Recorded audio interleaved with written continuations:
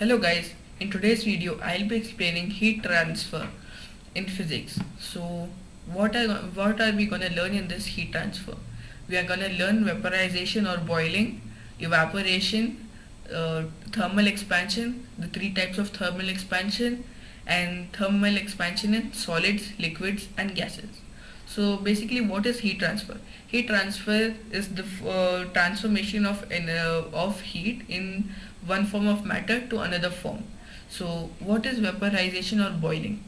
So boiling, when forms into its vapor state at a fixed temperature is known as boiling.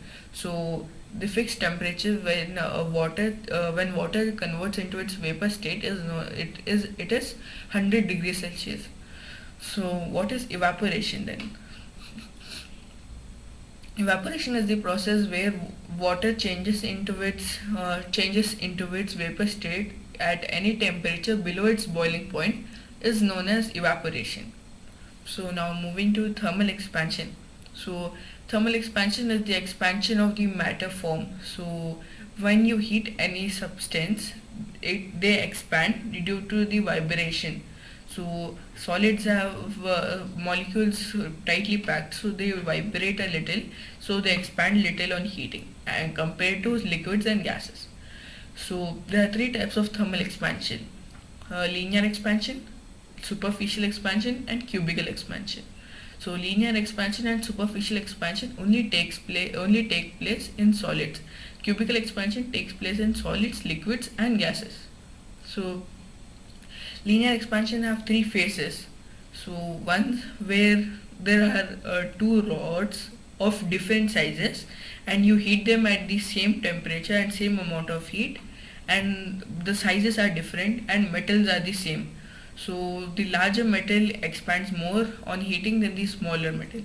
So and in the second case, when there are the same sizes and the metals are also of the same kind, and the amount of heat is different.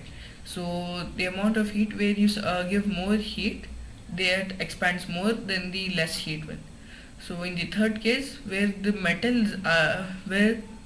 metals are different. So let's take it as iron and bronze. So iron and bronze, then the heat amount is same and the size is also same, but because of the both different, so there will be different heat transfers, like there will be different expansions. So now moving to thermal expansion in solid.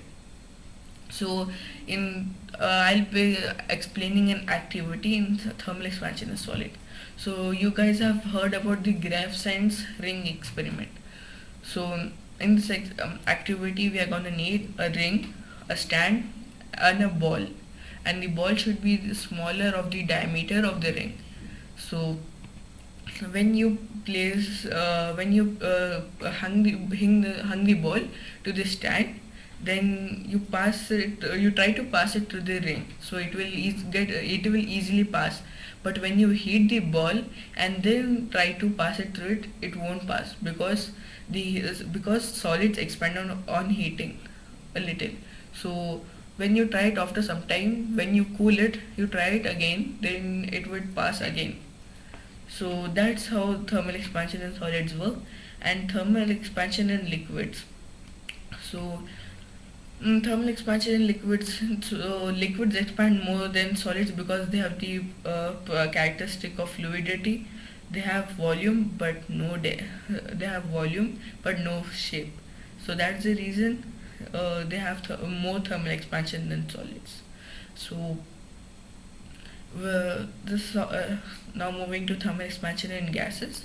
So gases expand the most on heating. So I'll be explaining an activity in thermal expansion in gases. So you need a stand or a table, and a beaker, a balloon, and a burner. So you take the burner below, you place the burner below the table or stand, and place a beaker on the table or stand. Then then place a balloon on the beaker so that it's fit on the opening side of the beaker. Now Now lit the Bunsen burner and let it heat the beaker for some time. Then after it is heated, you would observe that the balloon is filled where you have not blown it. That's because of the heat transfer, that is thermal expansion in gases. So I hope you all understood heat transfer and thermal expansion. So I hope you all understood that, and like, share and subscribe my video. Until that, bye. I'll meet you in another video.